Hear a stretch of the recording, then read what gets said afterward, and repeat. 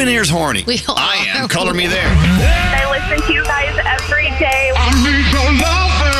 I love you guys so much. What's up, sexy? I need your loving. Okay, get ready for it. Brace yourself. I want you to go tell him that his fly is down. I love it.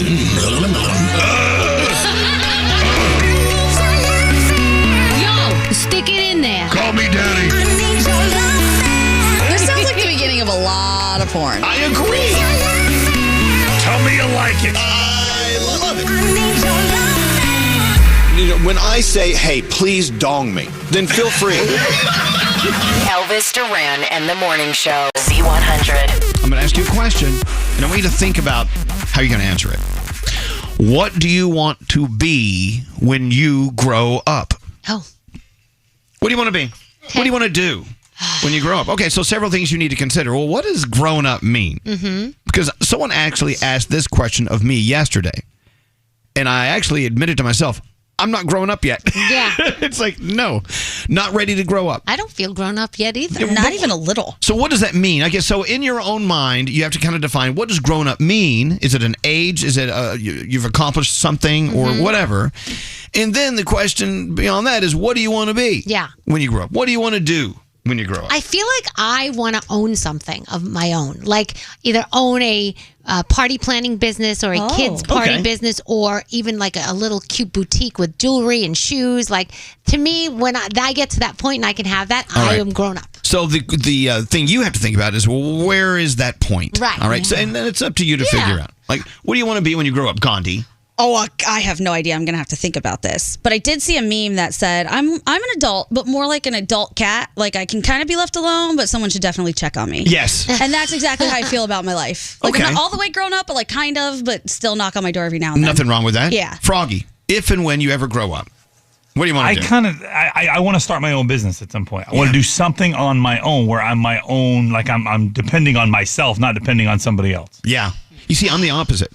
I mean, I'm not the opposite. I'm this way. When I grow up, I don't want to have anyone depending on me. Oh. I don't want anyone. That's good. Right now, I'm a mama cat with I don't have enough teats. You do have a lot of people. No. I got 20 people trying to grab up my teats. Yeah. Some of them are down here kind of chomping on them over here. The other one's kind of fighting off them so they can chomp for a while. Oh, your poor teats. My teats are they're like big rubbery erasers. They're sagging. I got sagging teats. Anyway, I'm looking forward to a day and age. I can just, I can just work on my own teats. You know what I'm saying? Yeah. Me teats are for me. Scary, when you grow up, what do you want to be? I want to be a travel blogger. There you go. Oh, that's good. That's awesome. Which is the ultimate position in life, to have no one depending on you. Yeah. You're that. All right, something to think about. Okay. What do you want to be when you grow up, and what does grow up really mean? Mm-hmm. And this question you can ask anyone at any age, because I told you when my father passed away, he was up there, and he said to me, no, you don't really ever grow up. Right. And I thought that was so intuitive of him to say that. It feels that way. Like, do you ever feel grown up? I mean, I know. I don't. I never do. I feel like we don't have a grown up job. Like, we definitely don't. I feel more grown up when I go home and I have to deal with, like, I put on my grown up pants when I go home and I'm like, okay, gotta be a mom now. Take care of my kid. This morning I was a child. Now I gotta put my grown up pants on. It's true. But to hear my father say, you never grow up. You will always be scared of things. You always be frightened of things. You always be nervous, but you at the same time will always have the need to be excited about things. Yeah. So I love that. Yeah, Froggy. I still feel like a kid when I need to call my parents and ask for advice. Like, there's things that I don't know how to deal with, or there's situations that I'm in that I need help handling. And luckily, I'm able to pick up the phone and call both of my parents and still get an answer. I still feel like a kid then. Yeah. Hey, Jessica, how are you? I'm good. How are you? Doing okay. When you grow up, what do you want to be? What do you want to do? I want to run a dairy goat farm. Oh. Ooh, a dairy goat farm. Now, could you do some goat yoga on that farm as well? No, what are you doing now? Right now I work in a warehouse, pick fishing flies for online orders. Okay, so you're not doing anything that's related to goats. But do you think goats at home. Realistically, do you think this goat herder job could be realistic for you? Seriously. It is. Right now I have 9 goats at home to go with some horses and chickens. That's awesome. And it's like a side gig for the moment, but when I get it set up, I will be selling milk. I love that. Wow. That's pretty cool. And goats are supposed to be like little lawnmowers too, right?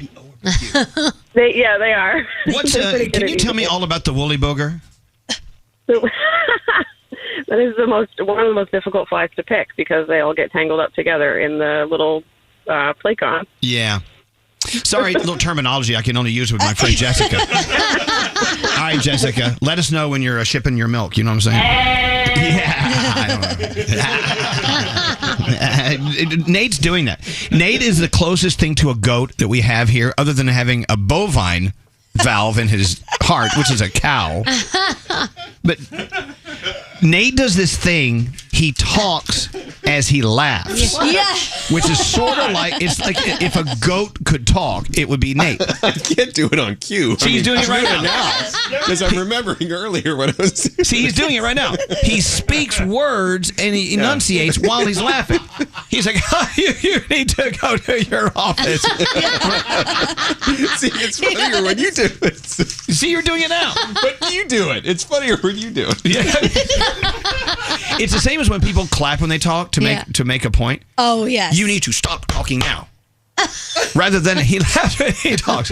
What are you doing tonight? I think we're going to go to dinner. I text with the claps, the little clapping hands. Like, stop it now. It's true. I can hear you clapping as you tweet that or text that. Hi, Kim.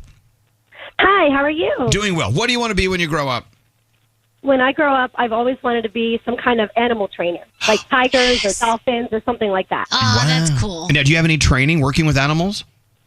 No. I mean, I've always had a pet at home, but nothing like that. Never too late. You know, you could go be a docent at a zoo. You could go be you know what I'm saying? What's a docent? really? A docent, well, you can volunteer at a zoo and be there to serve because most zoos are nonprofits and they really truly need and depend on people coming in. Not only are you learning while you're donating your time, you're actually working on this thing you want to be when you grow up. Go do it. Yeah, I've actually have thought about doing something like that. You should. Zoos are the best. I might steal that idea. Thank you, Kim. Thank you. I know, because you love animals. Love them. Danielle Gandhi should go be a docent at a zoo. You should. I volunteered at a wolf sanctuary once, and they wouldn't take me. Wow.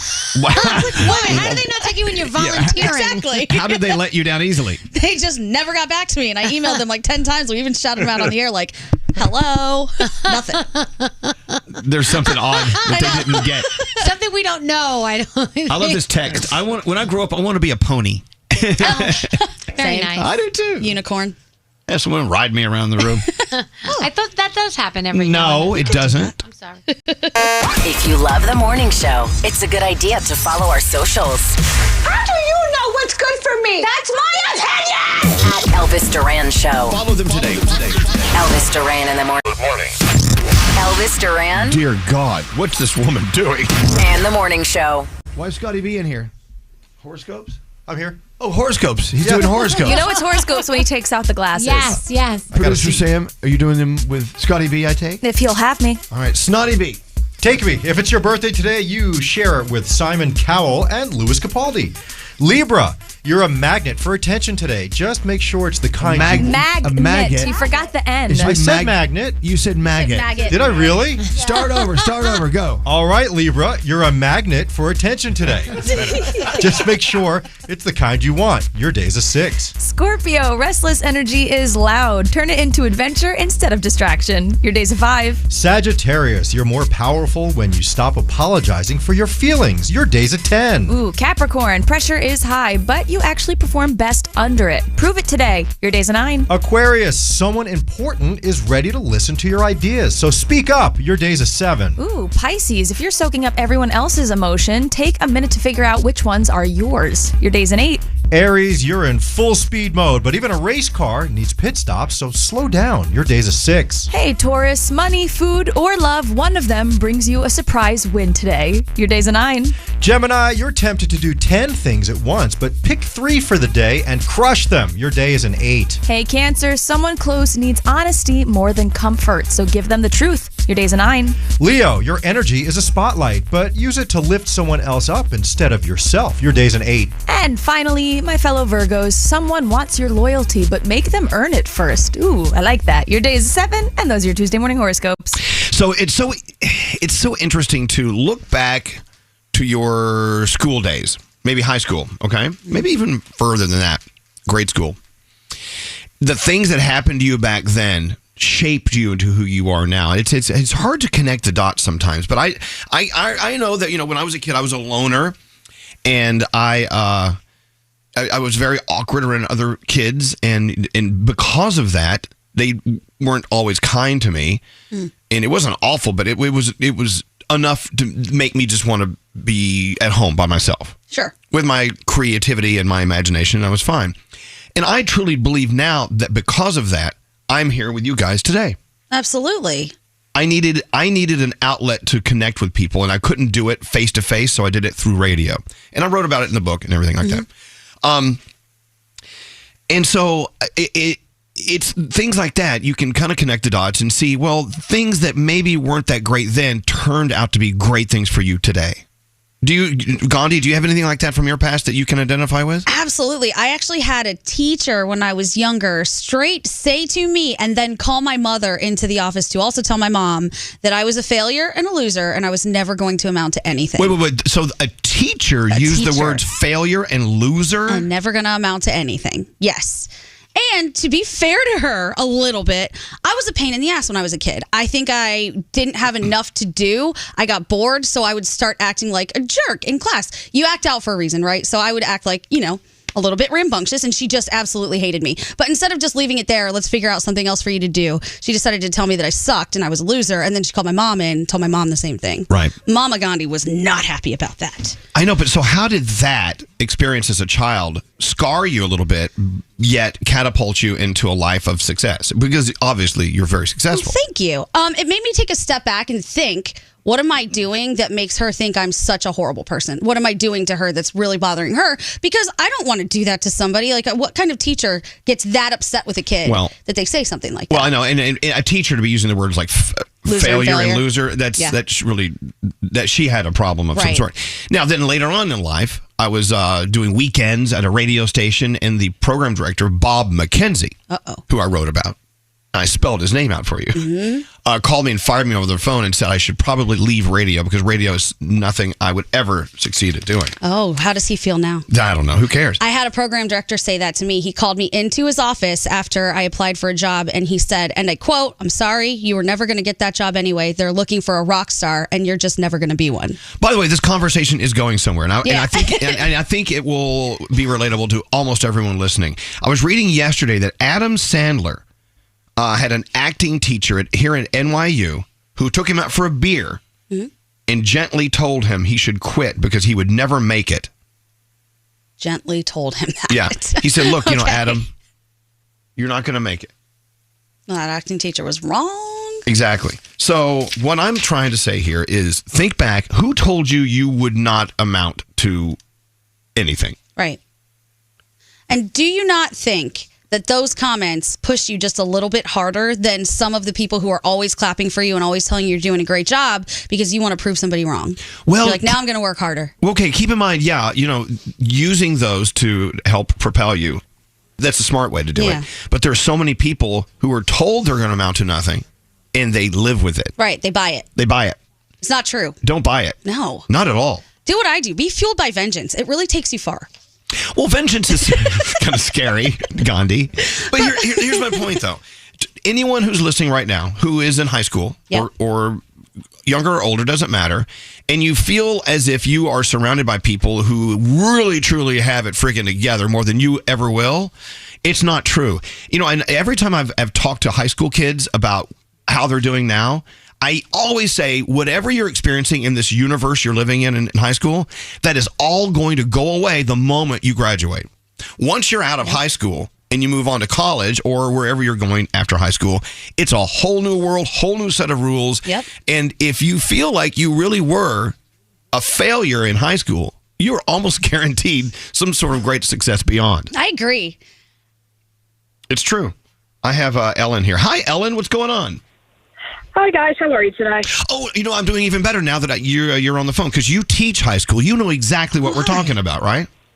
Yeah. So every day, we have kids that come in and, you see those moments where a kid says or does something and you realize that they've just changed the course of their life and their path and where they're going. Yep. Wow. I mean, so look at your high school education, Ellen. How were you in high school versus how were you the moment you got out of high school? How did your world get better? Everything came naturally to me in high school. It was, I got good grades, I got all this, and then when I got to college, suddenly I was getting C's, D's, I was failing classes, and it took a while, but eventually I got back on track and I realized, no one's going to help me anymore, so now I need to help myself. Yeah. So it took me a little longer to graduate college, but I did. I got my bachelor's, I became a teacher, I got my master's, and I'm getting ready to go for a second master's, and this is That's beyond. I would be in my life. Good for you. So your ditch happened. You fell into your ditch in college, but then you pulled yourself out and you realized no one could do it but you. That's great. Listen, Ellen, all these high school students you deal with every day, always remind them, hey, there's a great life waiting for you. You got to believe me. Just hang on, right? Yeah, so I do. I teach in Queens. Some of our kids, you just feel like there's no escape for them. So every day we just try and help them find something. Well, what are you interested in, and how can we get you to where you want to be? I love you. Ellen, I have a thing for teachers. Yeah, you do. I'm hot for teacher. Well, listen, Ellen, thank you for listening to us. Have a great day, okay? You too. Thank you. There you go. I think it's really important, too. It's great when people believe in you and they have your back, but it's so much more important and difficult to believe in yourself. And if you believe in yourself a little bit, you're going to end up finding the people who do believe in you and have your back and help you do the things that you want to do. There you go. That is so stupid. Elvis Duran and the Morning Show.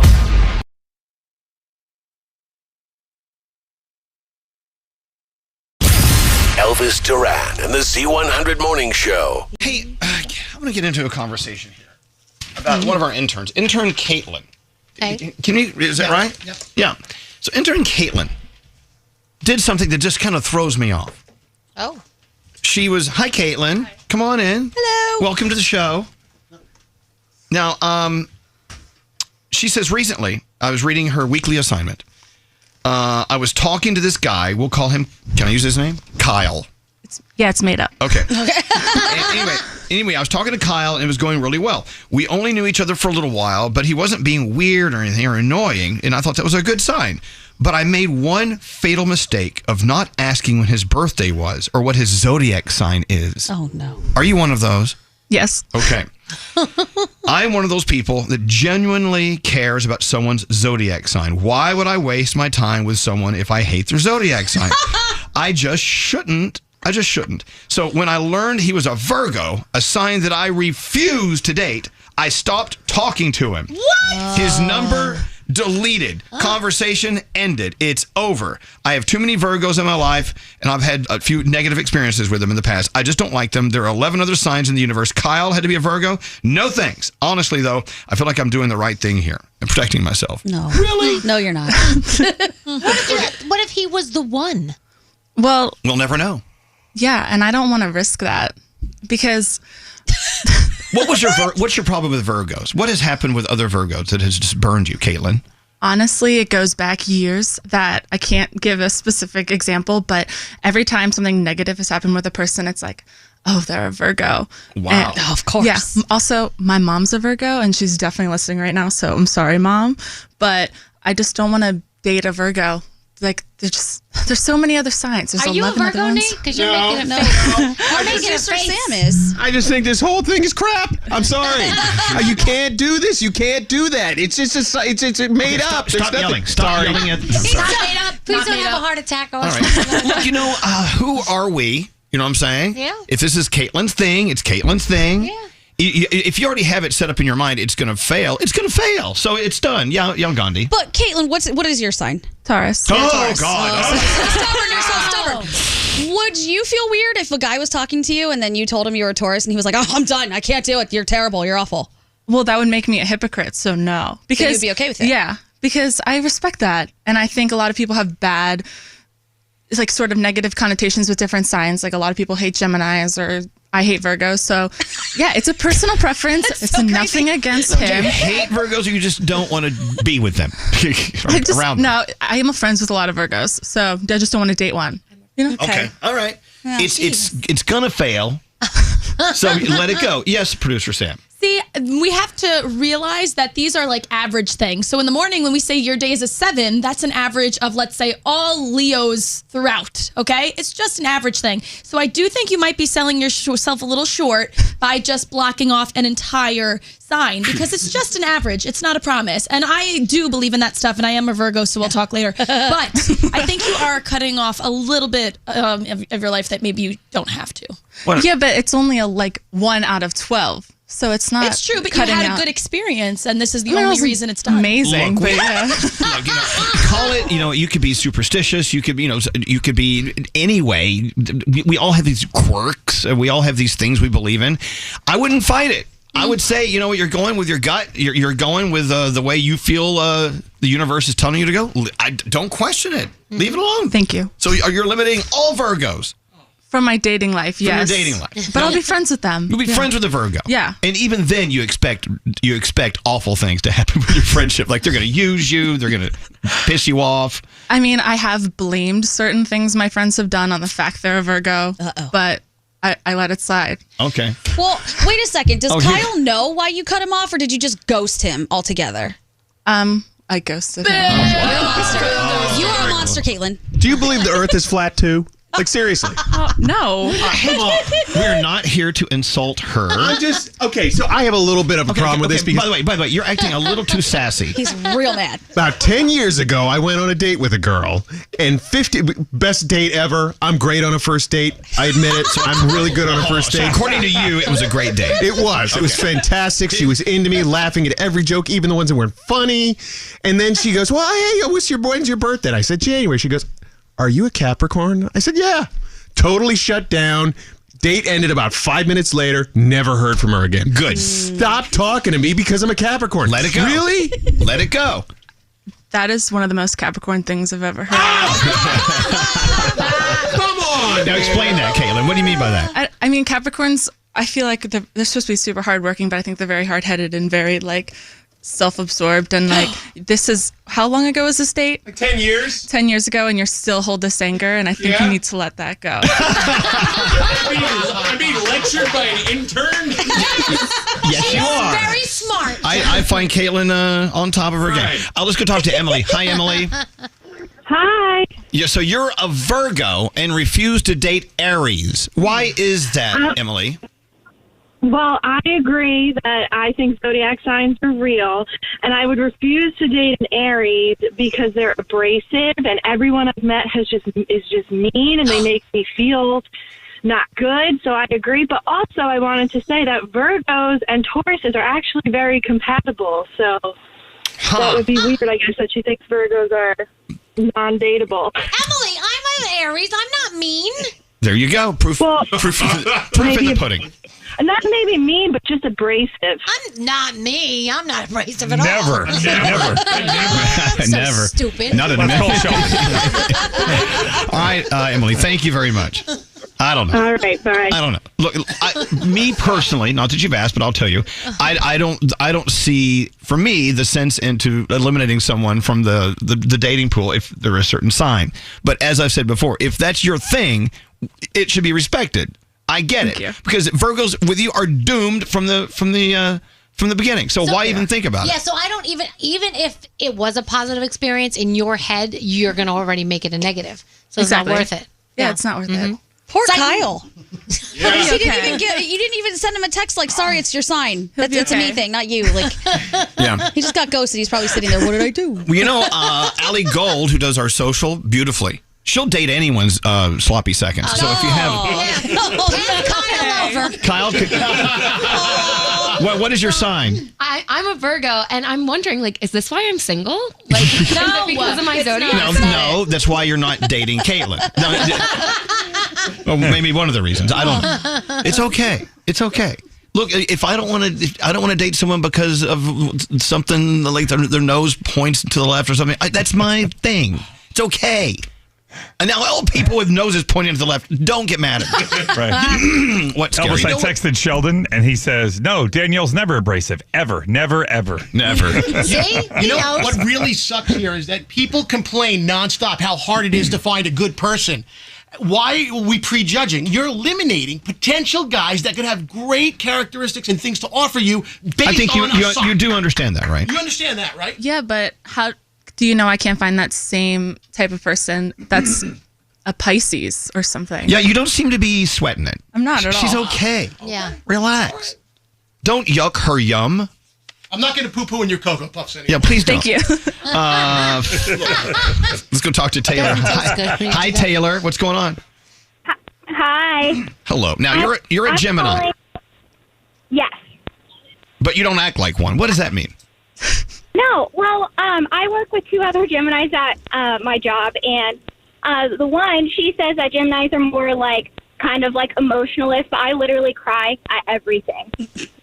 Like I feel like I'm nice, and like I'm afraid to tell people I'm a Gemini because I'm afraid that they're going to automatically like hate me and judge me. Yeah, people like Caitlin. The judger of what, Virgos? Who do you hate? Yeah. All right, look, Taylor, just because you don't fit that Gemini profile, do you believe in this stuff, though? I mean, do you eliminate people from your life because of their astrological sign? Kind of, but I don't stress about it. Yeah. See, Caitlin doesn't seem stressed. It's just like a matter of fact. Yeah. I'm not going to date you. You're a Virgo. All right, thanks for calling. What's that? I just got a note handed to me saying Scary made a stink about how he really wanted to date a Sagittarius. No, how you won't date. Oh, how you won't date a Sagittarius. A Scorpio, excuse me. So Okay. listen, don't you throw stink over there. Well, wait a second. No, but certain they're a fiery zodiac sign, and Caitlin knows What's that wrong too. with Scorpios? We're just fine. No, you know that they're very jealous. They're very passionate in the bedroom, but you know that they're very jealous. Too much information from you. I'm just saying. I don't understand you. You're a little hypocritical because you said just a moment ago by eliminating people because of their sign, you're that's silly. But now you're saying you're eliminating Sagittarius. Yeah, but she's only eliminating Virgos, not Scorpio. Scorpio, I would agree with you on. I'd high five. What's wrong with my wife Lisa? She's a Scorpio. Oh, wow. Stepped in that. Yes, Gandhi. I go in the other direction, and I warn people when I meet them, like, just so you know, I'm a Sagittarius, because then anything I do that's bad from that point on, I have a reason. There It's you because go. I'm a Sagittarius. It's not my fault. Just to let you know, Caitlin, some very, very dateable Virgos, Ryan Felipe and Tom Hardy and Nick Jonas. Oh, they're all married, aren't they? Never mind. You couldn't have them anyway. It's okay. I'm like sitting over here being an Aries trying to be nice now. Don't do anything that's not Be yourself. Don't listen to it. Anyway, best of luck. Thanks for coming in. Caitlin, everyone. If you're a Virgo, need not apply. Waking up. All of you are so hilarious. That's the material. Wake up. I start my day with it. Elvis Duran in the morning. Elvis Duran and the morning show. Z100. Hey, so Nate was telling me that this is odd because it made my brain just kind of explode a little bit. He went and registered his car in the state of New York, right? Yeah. So and they sent his plates and his registration to him, and his car is now under someone else's name, like a total stranger. Wow. They made a little mistake. Yeah. So someone else owns your car. Technically, yes. Right now, somebody else owns my vehicle. So I'm driving somebody else's car. But so last week, I go into the DMV. So this is the whole process. You have to drop off paperwork and everything. And so then I get the plates yesterday, and it's made out to this guy right there. Right. And I'm like, wait a minute. This isn't right because it's all of my car information on the registration. Your VIN and everything. Everything. Oh. So luckily, I had the number for the DMV, and I call, and this nice woman answers, and I'm telling her my story. She goes, "Oh no, I got to call you back." So then she calls me back in 20 minutes. And says, "Okay, we have to get this handled quickly. So you have to come in tomorrow, and we've got to figure this out because." Technically, the guy has my title to my car. You may own his car, and it may be a much better car than yours. Whoa, look into it. You got a Lambo down the street. I love that. No, wait, they don't think that this guy did this on purpose? Like this isn't like a scam? See, that's what I thought. I'm like, well, what happened? She goes, well, it was probably just paperwork, doing everything by hand. Yeah. Well, so now you're going to get that fixed today. But I love it. Got my mind to cranking about mistaken identity, and it reminded me of a story that Scary told us years ago. Yeah. Where his name is Anthony Scary. That's his name. Okay. And he found out that there's a convicted murderer, a first-degree murderer who is committed to death row. I mean, they're going to kill him with the same name.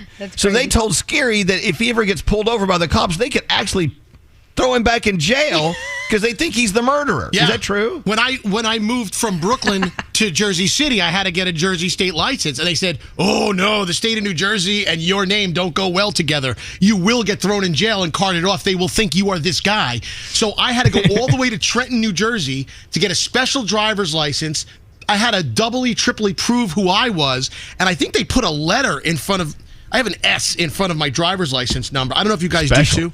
It says it right there on his license. I am not a murderer. Yeah. Right. But the coding, and if they run my plates and driver's license, they will now see that I am not that guy. But now's the time to murder somebody. Yeah, that sounds like a free kill. Is it right? Seriously. Right. True. So there's that. So mistaken identity. I mean, there could be some guy named Bob Jones who is on the do not fly list. And if your name is Bob Jones, very common name, or it used to be, they'll say, no, you can't fly. Well, I'm not that Bob Jones. I'm the good Bob Jones.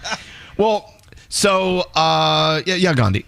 With Nate's situation, seeing as how his car is registered to someone else, he kind of has a free crime spree issue going on today if he wanted to, right? He could run red lights and do all kinds of stuff. Yeah. I could put these plates on. I could commit all sorts of crime.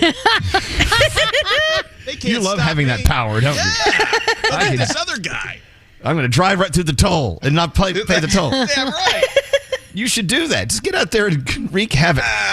We did some research. So the other Anthony Scary, the one who has the same name, the convicted murderer, same name as our Scary, he actually blew up a car, mafia style. Oh my gosh. Yeah. Oh man. And killed someone. Oh my goodness. And then he was sentenced to death.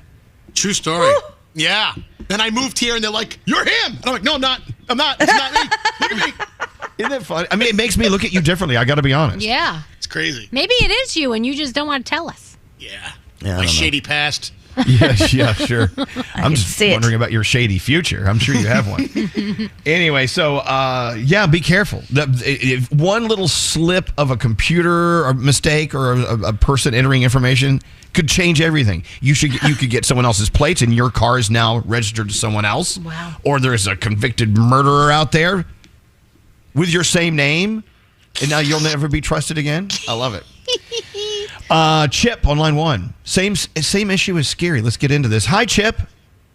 How you doing? We're doing okay. What's your story? Okay, it goes like this, and I'm telling you, it freaked me out. 2017, the year 2017, 2018, 2019. I had to call the police for, just simple stuff. And every time I called, I give them, license, registration, and every time, and I'll just say my name is John Doe for sake of, and they said, okay. They ran my, my place and this, and they says, we hate to tell you, one cop says, but there's a warrant for your arrest. And at first I freaked out, but I'm like, wait a minute, Chip, you're not doing nothing wrong. And having for many, many hundreds of years. And then, a year later, something else happened. Nothing. I had to call the police for the neighbor being a jerk, which happens in Connecticut a lot. Right. And believe me, so I think I'm going to move to New York.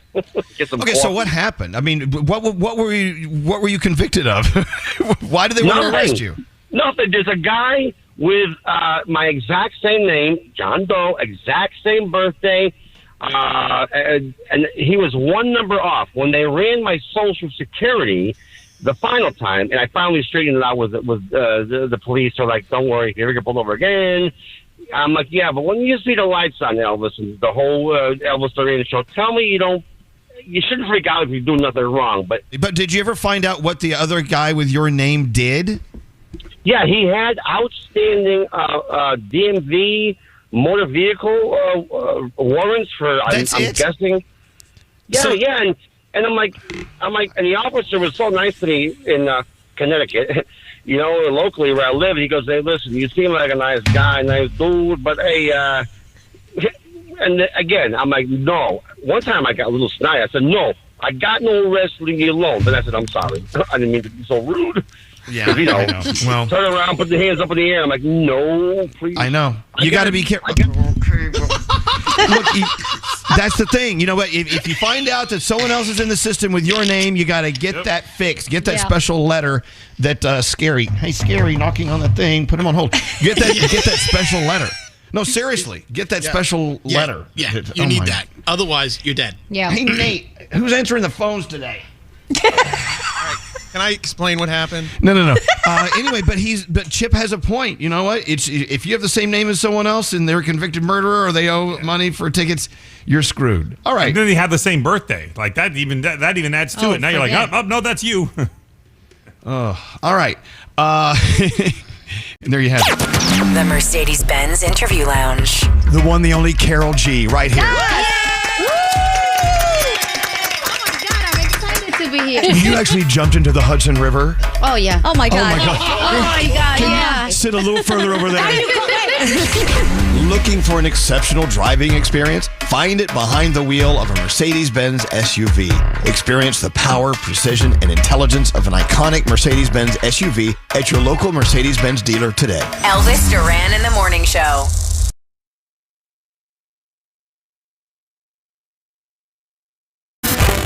Elvis Duran and the Morning Show. Z100. You know, we sit in this room. We love each other. We know each other very well, you know. We have so many people listening to the show, and we want to get to know the people who are listening to our show as well. I like this. And it just came out of nowhere. Where I will ask a listener a question, they will give an answer, and then we'll go around the room. Then Gandhi, you have to base your next question on the answer they just gave. Okay. Okay? I like this. All right. Okay. This is how we get to know someone.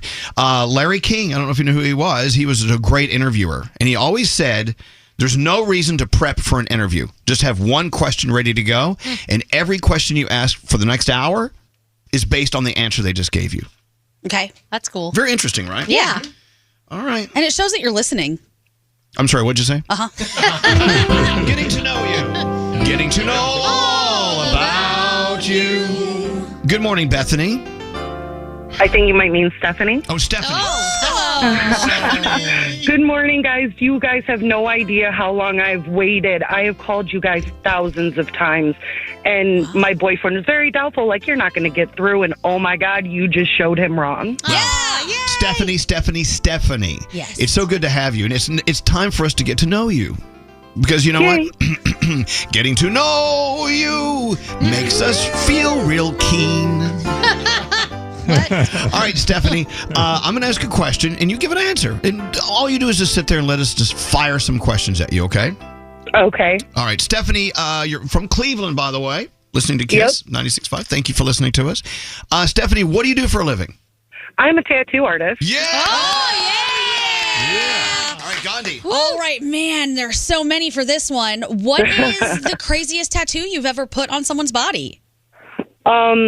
I actually did a bloody tampon on somebody, and then I also tattooed 7 wieners on my own leg. Okay. Oh, I wish I had the follow-up to this. Damn it.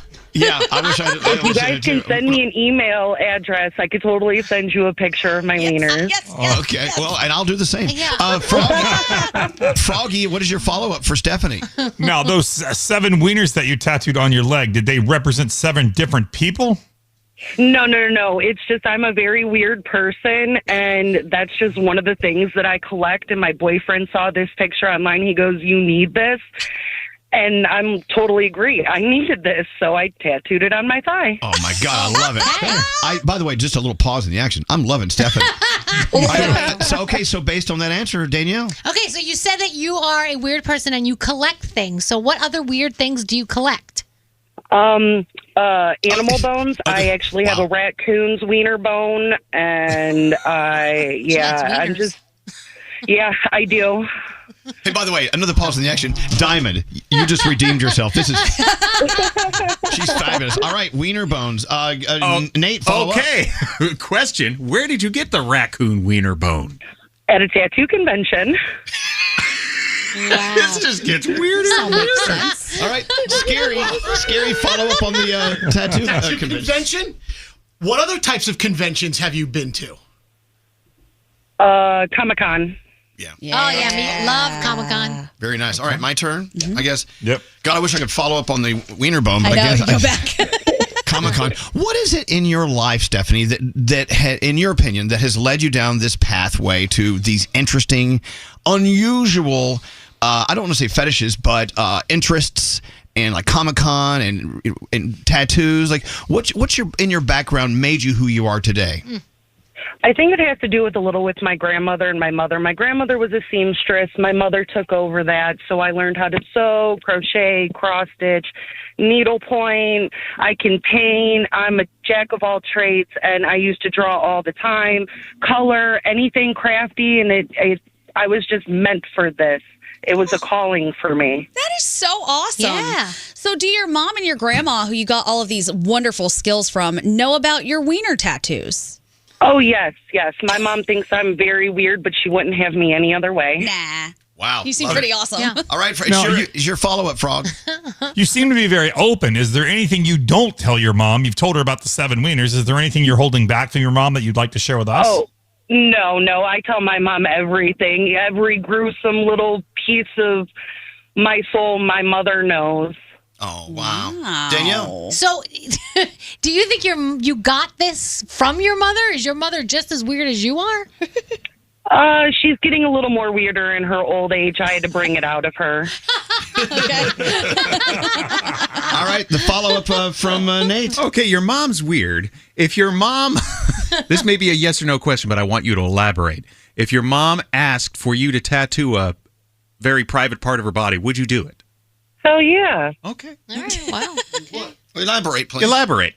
Does your mom have any weird tattoos? I am all for body positivity, and if this would make her happy and feel comfortable in her own skin, by all means, I will do whatever it takes to make my mother happy. All right. Do we want to do another loop? I think we should. Yes. On that scary follow-up. So what advice do you have for people and women about body positivity? Let's take it there.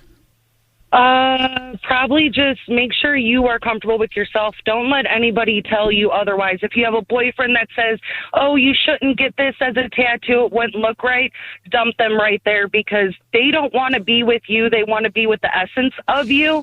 And if they can't accept you for what you have on your body, what you look like, they're not the right person for you. They're supposed to build you up, not break you down. Yeah. Woo! Yeah, girl. Wow, Stephanie, you are just We love amazing. You are amazing. All right, so let me follow up on that. I don't want to get too dark, but if you go dark, that's where we're going. So, was there anything in your life, any major moment in your life that made you go, wait a minute, I get it now. Now that this has happened, I now love myself and treat myself differently. Was there a moment that was a turning point in your life? My child, giving birth to my 8-year-old, and I did that with no epidural, so I felt every ounce of pain, and he is the one that changed my life around for the best. Aww. All right, Gandhi. That's wonderful. Okay, so what was your life like before your child that you feel like maybe needed to change? Or if you felt there was a change? Good answer. Good question. Everything. I was going down a very destructive path with destructive people, and that surprise just turned me around, because all I wanted to be was a mom, and now I get to be a cool mom. He's the coolest kid in school. Wow. Okay, your follow-up, Froggy. So with him changing your life the way he has, do you try and steer him to stop from the things that maybe you thought bad paths you were going down, that you'll steer him in a better direction? Yes, and I also try to give him other outlooks that he could do, any other way to express his creativity that would be in a healthy way instead of being destructive. Okay. All right, Wow. follow up, Danielle. So does your son use you as show and tell and say, hey, look at the penises on my mom's leg? No, we tell him not to discuss what tattoos I have, but he does. He's my biggest advocate. He's my mom's tattoo artist. He tattoos everybody. He's got to tell everybody our life story when he meets them. 1 second. All right, follow up. You're a tattoo artist. Your mom's a tattoo artist. Has anybody ever come into the tattoo shop and just pointed at the wall and say, give me that one? And what was it? I'm not that kind of... I'd like to make and customize the pieces for everybody else, so I'm not like, here, pick this off the wall and I'm going to tattoo on it, or someone brings me a picture of a tattoo that's already someone's tattoo. I'd rather create it and remake it into my own. Well, you know what? Okay, I'm glad it's my turn now, Stephanie. By the way, I'm having so much fun with you. Thank you for spending time with us. I'm having so much fun with you guys. You have no idea. You know what? You seem like such... you seem so well connected to the people you're talking to, because obviously you're connecting with us and tens of millions of people right now. So if I walked into your business, and this is kind of where I am with the tattoo. I'm 50-something years old. I still don't have one. I want one. Oh my goodness! I can't land on the one I want. What kind of psychology? What kind of conversation do you have with someone like me to help make me figure out what tattoo I should get? I feel like you should get something that's definitely meaningful to you, not your significant other's name, because that's always a bad juju for relationships. Yes, ma'am. But get something meaningful that could represent you, your pets, your significant other, or a deceased one, something that you won't regret. I got all the tattoos that meant something to me, and now I'm getting the tattoos that don't mean anything. Just make sure that you focus on something that you are going to want to look at for the rest of your life, because once it's there, you can't change that. She could give you a wiener, Elvis. I already have one. So I'm on Instagram looking at Streeter Tattoo. Is that you? It's actually tattoo slap, tattoo TATT _ Okay, so that wasn't SLAP. Let's see. Forget I said that. Okay, she just told me one more round because I'm having so much fun. Wow. She just told me the philosophy of what I should go through in order to choose a tattoo. So pick it up, Scary.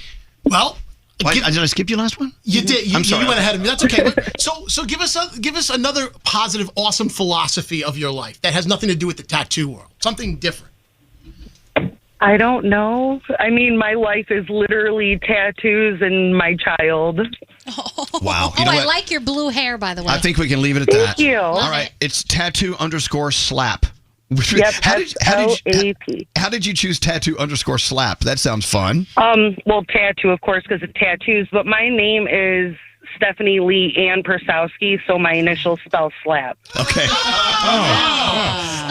That's perfect. I love it. You know what, Stephanie? You are so much fun to talk to. You know what? I'm so glad we got to know you today. I know there's much more. I know that was just the surface. Oh my gosh, you're beautiful. Yeah, you look beautiful. Thank you. You look great in blue. You look good. Beautiful. Oh, I love your Coraline one. It's so cute. Thank you. That's my girl, Megan. I love her so much. Okay, and again, if you want to check out Stephanie on Instagram, it's tattoo _ slap. And you know what? It's been fun getting to know you.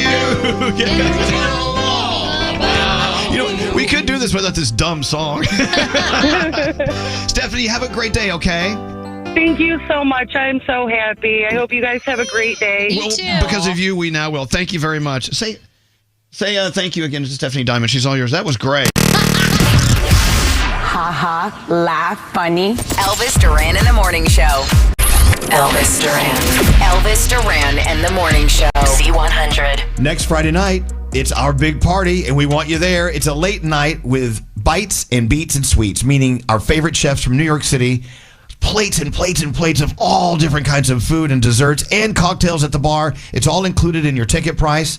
And we've just added an extra bonus. Tell them all about it, Scary. Absolutely. If you want to go to the Burger Bash and our event, how about buying the big Friday night package that gets you admission to both? I love a big package.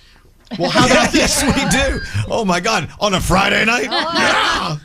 And if you want that, go to nycwff.org/Elvis for the big Friday night package. If you want tickets for our event only, next Friday night, 9 o'clock, simply go to Elvis Duran Show on Instagram, hit the stories, and link over and buy those tickets. Don't answer the phone. Elvis Duran. The Elvis Duran phone tap. Danielle, what's your phone tap about All right, today? well, Katie is phone tapping her husband, Jim. She's a singer, and her goal basically is to get on, like, American Idol. So she's always trying to get on these different reality shows. So she wants me to call her husband and say, guess what? Your wife's going to be on a reality show. Oh, that's awful. Wait till you see which one she's on. Okay, let's listen in. Today's phone tap. Here we go.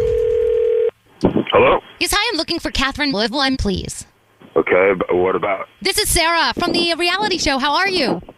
I'm doing good. What? I don't know what reality show. It's like a spin-off of all of those singing competitions that you see on TV all the time, except this is on cable, so we can get away with a little bit more. I knew that she was applying like she wanted to be on America. We spoke about her being on American Idol. She loves to sing. I don't know what this one is, though. We talked about an outfit. Tell her she doesn't have to worry about shopping for that outfit because most of the time she's not going to be wearing anything anyway, so it doesn't make a difference. Wait. She's not going to be wearing anything on the show? Yeah.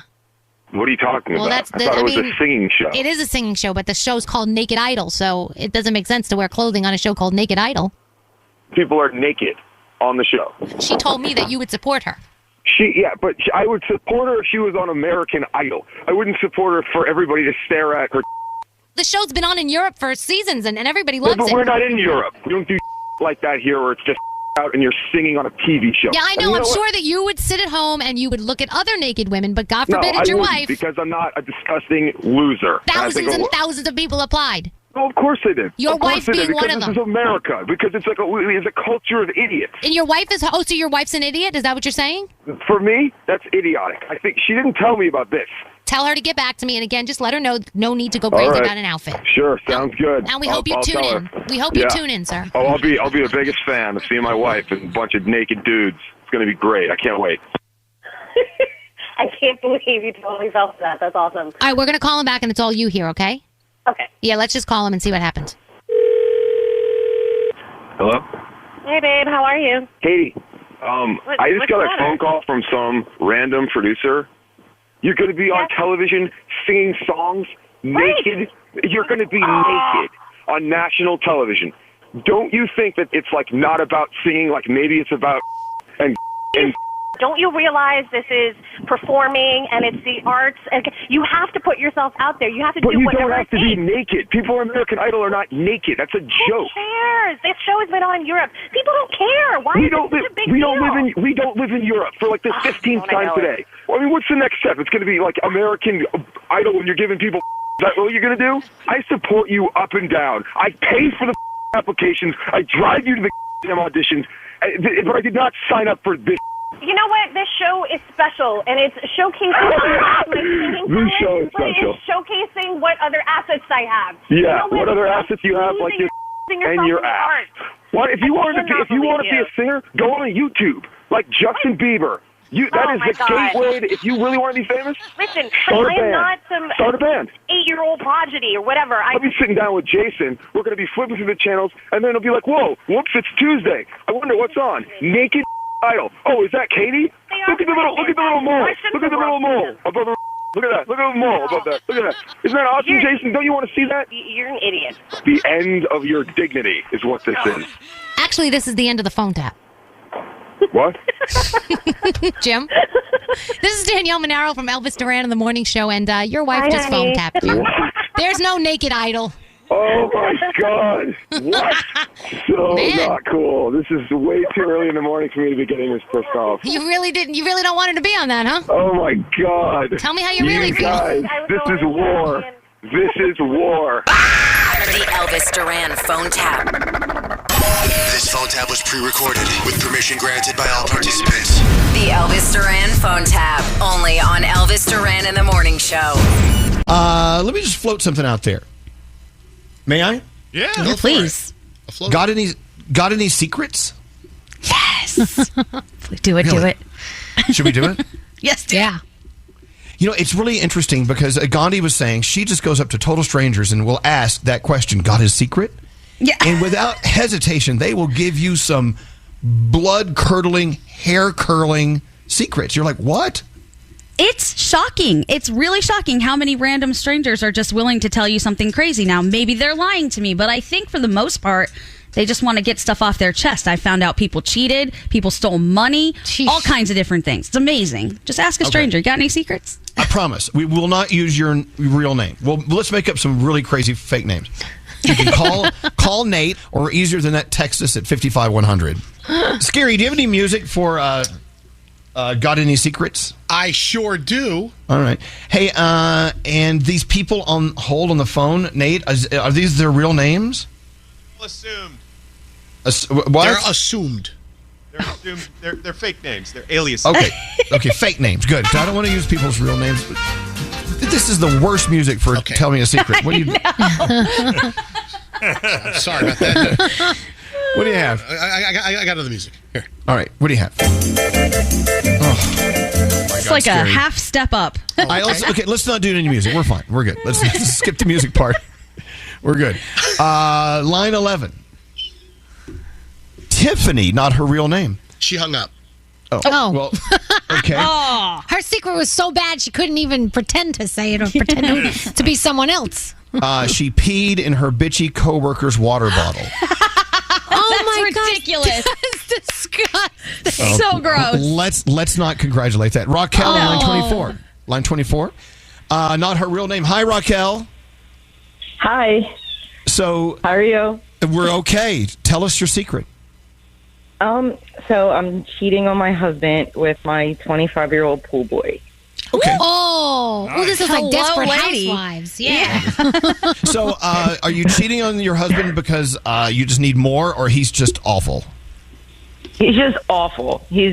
I just realized it now. There's a large. He's 20 years older than I, and I kind of see things differently than I used to see them. So I was kind of just like, screw it. All right. Well, enjoy your time with the pool boy, but keep in mind you have a life to live. So if you can, time to move on. Let him go. Let him go live his own life. Good luck to you on that, Raquel. Yeah, it's the early stages of it. It's only been going on for like a week so far. Yeah, so. this is the exciting part. Yeah. Well, hello. Oh my God. Yeah, you want to tell the world. It's fabulous. All right, Raquel, thank you very much. Clean the pool. Sandy on line 23. Yeah, Raquel's pool has never been cleaner. Sandy on line 23, not her real name. Go ahead, Sandy. Tell us your secret. I dated a guy who transported weed for 8 months. Oh, illegally, I'm assuming? Across the state line? Yeah, very cross quite a few state lines. Oh, wow. Oh, my. Right. There you go. It's your secret. Well, it's your secret. And we used yes, the fake name. It was to bring the joys to others. There you go. Okay. Absolutely. All right, Sandy, it's your secret. Don't tell anyone. Text us his number. Stop it. Except for us. All right, thank you, Sandy. Line 22 is Wanda. It could be your real name. I love the name Wanda. Wanda, what's your secret?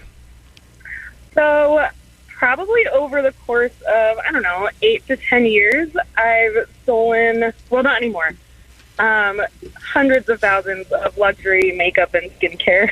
Oh, Wow. To use or to sell? Oh, no, to use. Okay. Oh, man. Wow. Hundreds of thousands of dollars of cosmetics, I'm assuming, and skincare items. And luxury. She said luxury, not Luxury. That stuff ain't cheap. Cover girl. She thought about other things. Right. Like La Mer and stuff like that? Yeah, there was some of that. All right, there you go. I bet you look fabulous. You look so young. How do you do it?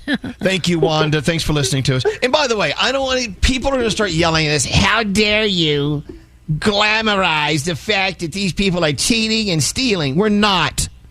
You can make up your own mind with that. Some texts coming in. Confession time here. I had relations with my ex's mother as soon as I was done with my ex on the same night, about an hour apart. Oh.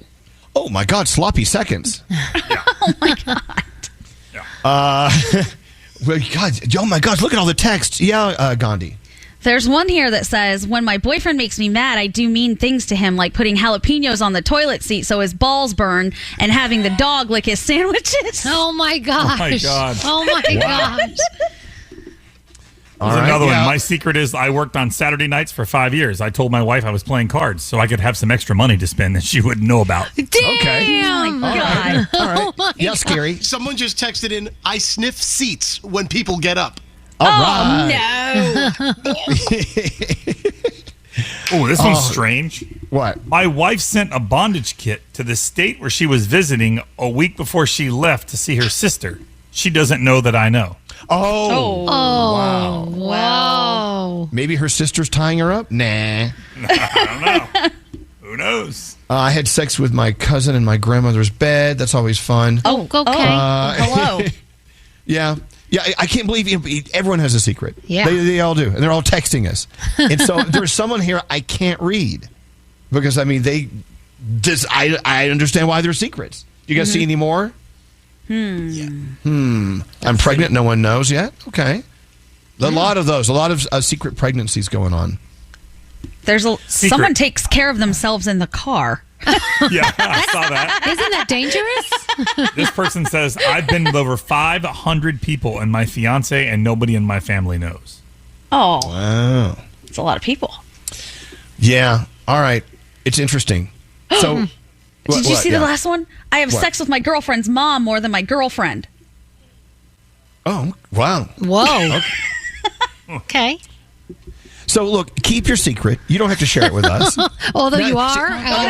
Now that they're rolling in, you don't have any level of guilt in listening to all these secrets? Maybe it feels better. It feels better for them to get it off their chests. Like they feel like they've been relieved of something. I guess so.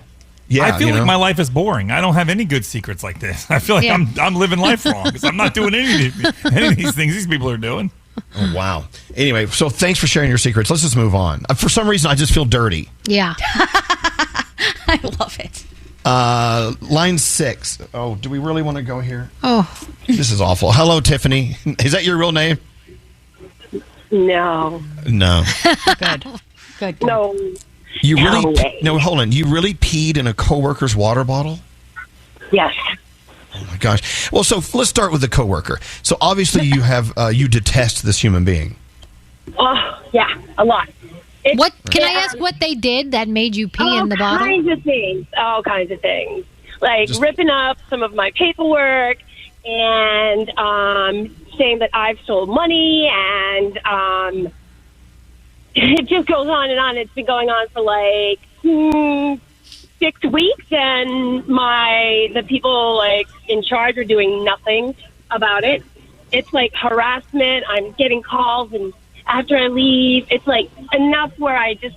Okay, well, wait, hold on. So there's a lot. It sounds like there's a lot of bad stuff going on in your office, and it needs to be corrected by management. But do you actually feel better It's not an about office. everything? Okay.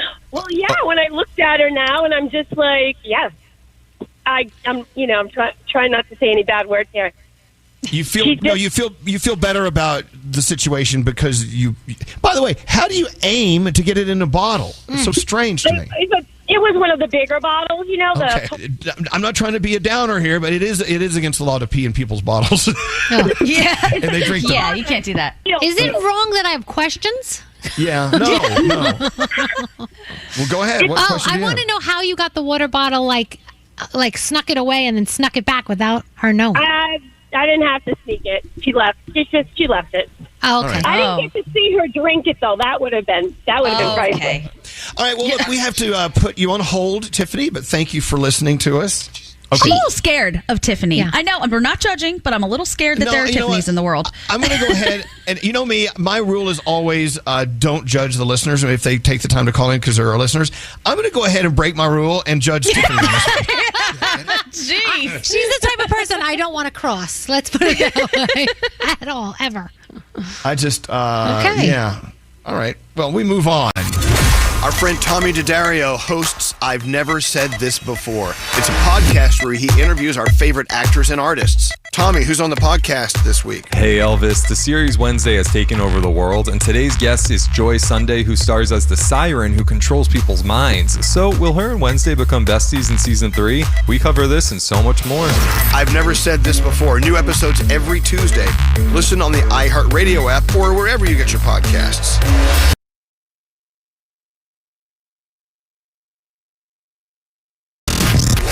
Elvis Duran. Oh, here he is.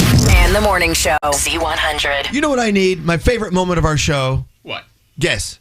Favorite moment. I love it more than any other moment. The end of it? Yeah, When we say when we peace out, leave. everybody? Okay. My second favorite moment of the show is Around the room. Around the Room. Thank you, Nate. Let's go around the room. I'm going to start with Gandhi. Gandhi, what's on your mind today? Do you know what other countries call the typical American diet? There's an acronym for it. No, what? SAD. SAD, the standard American diet, because the food that we put into our bodies is so bad. Wow. Around the world, it's known as SAD. They look at us and they're like, oh, they're eating sad. That tracks. Wow. It is true compared to what they're eating Yeah. in Yeah. most countries That's anyway. for sure. A lot Unless of- you go to Austria and eat schnitzel.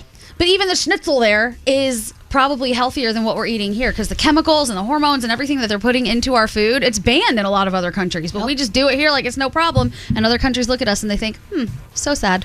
All right. And what do we do to combat this? We have to eat more healthy. Eat healthy more food. schnitzel. Yeah, real food, real ingredients. More schnitzel sounds like a plan to me. More schnitzel. All right. You're right. We are sad. I know. Speaking of sad, scary. I'm happy, actually. I just can't even begin to tackle what's going on with iOS 26 for the Apple iPhone. Everybody needs to go and look at the videos online and just write notes to yourself. This is a major upgrade. I know we talked about it a little bit before, and those of you who are reluctant to upgrade, don't be that person this time. Even Danielle, who hates upgrading, oh no, I'm not going to go to the next version. Trust me, you need this version. I have to say, I'm very impressed. Don't resist. No, iOS 26. Yeah. It's a lot of fun. That what's it called? Liquid glass, Yeah, whatever I it is. love it. Yeah, It's yeah. cool. This Nice. I can't even begin to get into it of what Okay, things it's then don't. I won't. We're good, but we all love it. Thank you for bringing that up. Yeah. Don't resist, says Scary, and don't be sad, says Gandhi. What say you, Froggy? What's on your mind today? You know, sometimes you get really geeked out when somebody kind of cool follows you on Instagram, but for me, it's a restaurant. Here in Jacksonville, one of my favorite restaurants is a barbecue place.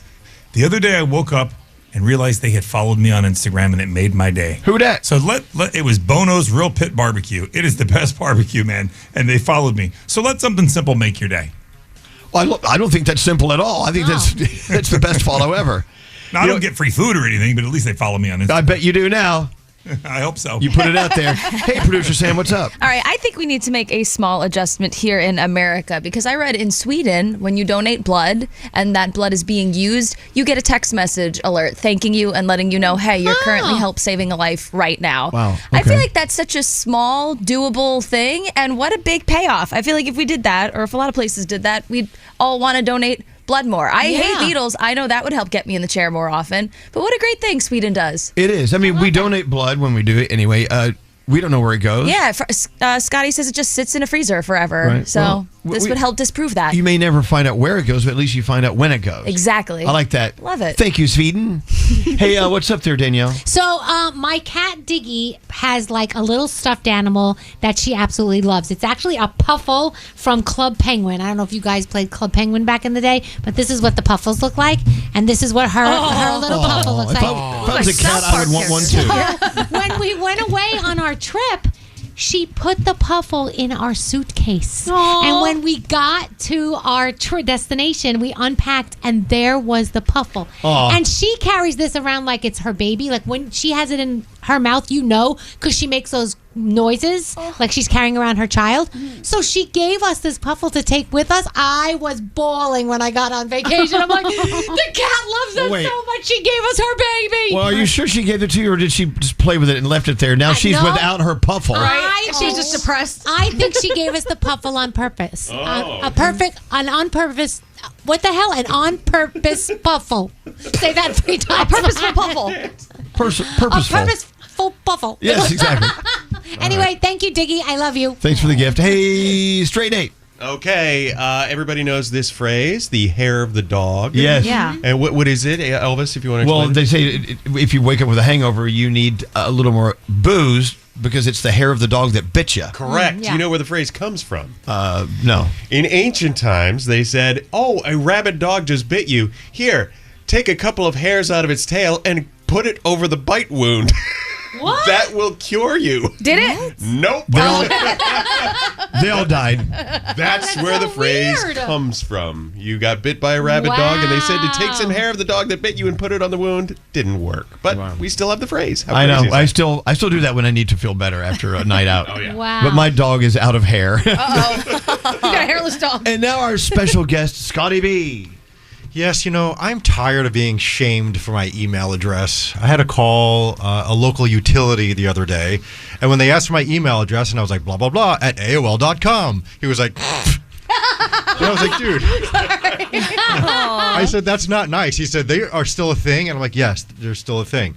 My problem is every single account for everything I've ever done for the last 20 plus years is all registered with this email address. Keep it. And what a pain in the ass it would be to change everything. Yeah. Keep it. Who cares? I If am you gonna have a keep it, but- vintage email address. That's amazing.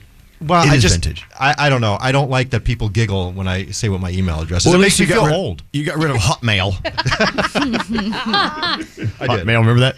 Yeah. So stop AOL shaming us. I've got mine too. I rarely use it, but I still have stuff that I signed up for 1,000 years ago. It's easier just to let it ride on AOL. Yeah. I don't send anything on AOL. Good God, how embarrassing. I do. I would love to talk to Scary and Nate about their boys' night out Saturday. How did that go? It was fun. It was a lot of fun. We started and had dinner at a club-restaurant. As Scary called. Oh, you went to Jeans? Jeans. Yeah. Oh, the food was great. Jeans is awesome. Phenomenal. Okay. And then what'd you do? Then we went to The highlight. We stopped at Romeo's for a second. Stopped at Romeo's. Went to the highlight room and then Lucy's. That's Loosies. Yeah. Lucy's. Were you the oldest people at Lucy's? Well, yeah, because it was late night. Yeah. I feel like we've decided, we think that the later it gets, the younger the crowd gets. It doesn't have to do with the venue. It's the night. Actually, it's the later it gets, the older you get. That's how that works. Hey, so did Nate do what you were afraid he would do, Scary? Because, Nate, if he drinks, he gets embarrassing and starts fights at bars. Well, it wasn't my fault. There was a moment. Oh, my God. Something happened. What happened? Oh, God, I was waiting to tell you, but at the highlight room, there was the great bar coat hook standoff. Oh, God. So when you go to a bar and there's coat hooks directly below where you're standing. Yeah, it's like the armrest on a plane. Yeah. Yes, so we came in, the three of us, and we put our coats in there on the hook, and somehow we got shuffled off to the side a bit as more people were coming to order drinks. Mm-hmm. However, it was these three girls that show up, and the one girl gets in Nate's face and says, we're standing in front of these hooks now. Could you move your stuff? These are our hooks. And Nate turns his back to the bar, does the hands folded thing, and looks down at her, and was like, no. And he's like this, with his arms folded. How did that go? She's yelling at him, and I'm sitting there talking Wait, to hold Nate's on. She's yelling at it? What is she yelling at Nate? I thought it was going to be fisticuffs, Elvis. She looks at me and says, I can't believe this. Who raised you? What, ma'am? Excuse me? And we were here first. There's one hook. We had our coats on it, and they're demanding that we move our bodies and our coats so that they could have the space. Am I wrong? No, this was you're like not. a Curb Your Enthusiasm standoff. I'm like, but then I'm thinking, wait a second. We're in the right here. If the hook is the hook, it doesn't matter if we've moved from the hook. And you were there first? Yes. So I'm supposed to carry my coat. Did they try to like herding dogs just kind of slowly push you away from the hook and take over the hook zone? They edged in and pushed us aside and expected us to move our belongings, of which that was the only hook underneath the bar. Okay, well, so how did this end up? How did this resolve? It was weird. It kind of, my friend Jason was there. He stepped in, kind of diffused the situation and said, hey, the coats aren't bothering you. We'll be over here, but don't move the coats. And she started giving him some lip. And then finally, her friends backed her down. But I'm sorry, that hook is mine. You are not making me move my coat. No, you back off. We were nice enough to let them in this space to get drinks. We look, here's access to the bar. Yeah. There's nothing worse than jockeying for position at a bar and people getting into fights. I remember one night, Coastal Boy Josh and I were out. We were at Odeon, and this woman, what are you doing? Are you? Her purse was like on the bar, and I wanted to order a drink. It was the only place to go. She says, what are you doing? This is our spot. I said, well, I'm just getting a drink. I don't want to stand here. I just want to get a drink. Well, blah, blah, blah. And she looked at her purse. I said, you know what? Here's what I'm doing. I'm looking at your purse because I want to steal it and run out the door. That's what I want to do. And she took off to Mars. She was so mad at me. And these people, they just think they're so entitled. Back off, bitch. I have a question. So, what's that? Jason, your friend Jason, I noticed, came to your rescue. Did Scary back you up? No. No, Scary was definitely edging towards the door. I think had it come to fisticuffs, Scary would have left his jacket there. Well, yeah, but the thing is, these are my contacts who got us in the bar to begin with. If we're going to be escorted out, that's a bad look on me. You did nothing wrong. I know we didn't, but you can't argue with people. I was ready to just take the coats. I'm like, here, take the hook, girls. I'll just hold my coat for the rest of the time. And you were there first. No, those were your hooks. No. It really was. Am I the only person that thinks even if you guys got into the bar before them and you put your coats there, okay, you put your coats there. Yeah. Whoever's coat is there. Exactly. So even if they were standing in front of it and they didn't make it there in time to put their coats there, those are still your hooks. Thank you. This is crazy. Right? I know. I was flabbergasted.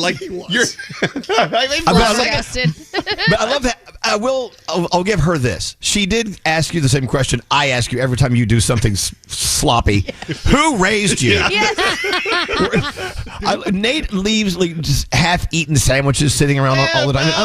And I'm like, were you raised by wolves? You know what provoked her further though was he's standing like really tall and mighty, and the arms folded body language really had to. I mad dogged her. I stared her down. I appreciate when Nate gets like that because he'll do it when you're flying. Also, he is all about justice. Yeah, he will hop out into the aisle and block everyone else from running up with that same exact pose. Yep. I appreciate it, Nate. Okay, question.